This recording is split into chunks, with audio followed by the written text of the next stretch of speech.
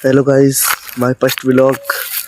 तो आज मैं स्कूल में आया, लास्ट पेपर हो 4:30 बजे स्कूल में आते खेत में बुला लियो कि हो 4 5 आ रही है, लेकिन 4:30 बजे को खेत में आड़ू 7 बज पाड़ी है। पाँचों घर के कौन भेजियो, घर के कहे 2 बीघा पूरा बेड़ा करार पर जाइए। अब 1 बीघा को कर दियो और 1 बीघा को और कर झाड़ो पेड़ी।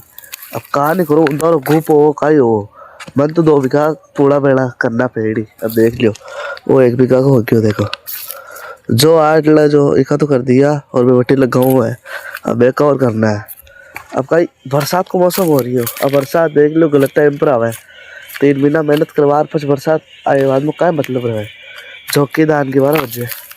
अब देखो मौसम बिल्कुल यूनिक हो रही हो, बरसात आ सके देख लियो। तो अब घर का क्यों भाई, शाम का रात का बरसात आ सके, क्योंकि अपन 2 बीघा का पूरा बेड़ा करना है और कल 2 बीघा का और करना पेड़ी, क्योंकि अब छुट्टी पड़ गई। अब पूरा बेड़ा करवाई। अब देख लीजिए जैसे